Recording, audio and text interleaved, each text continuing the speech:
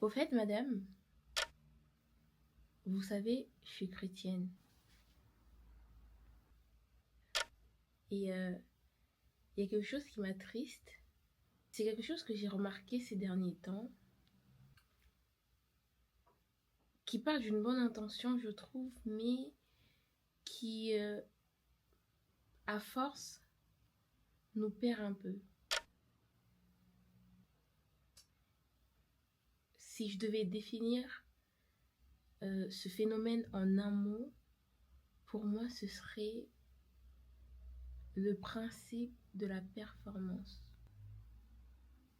Et parfois, j'ai l'impression qu'on prend les écritures comme un manuel méthodologique de performance. Ça part de l'intention de bien faire.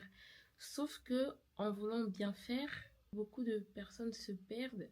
Après, je ne sais pas si c'est le cas de tout le monde, mais j'ai remarqué que beaucoup se perdent dans la performance. En fait, ils commencent à se dire que oui, si je fais ça, la Bible dit que j'aurai ça.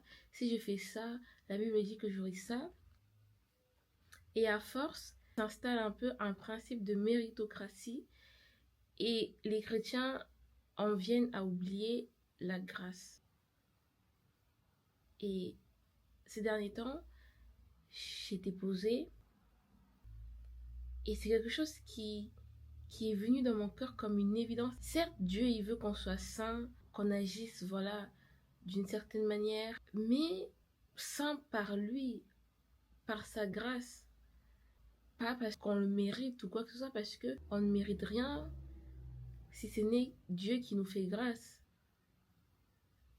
Et ça, j'ai remarqué que c'est quelque chose qu'on comprend et qu'on intègre naturellement quand on est nouveau converti, le principe de la grâce, mais que plus on côtoie l'Église, plus on est affermi, ça vient de manière subtile, sans forcément qu'on s'en rende compte. On oublie un peu la grâce et on commence à se dire oui, mais si je marche dans la sainteté, Dieu il va forcément me donner ça. Si je suis comme si, Dieu il va forcément me donner ça parce que sa parole dit ça, ce qui est bien je trouve, mais on en vient à oublier la grâce. On en vient à oublier que Dieu s'est révélé à une personne comme l'apôtre Paul qui n'avait rien d'un saint. C'est lui qui dit que sa grâce nous suffit. Et vous avez essayé d'en parler à quelqu'un? Non, pas forcément. Après, je vous en parle là, présentement.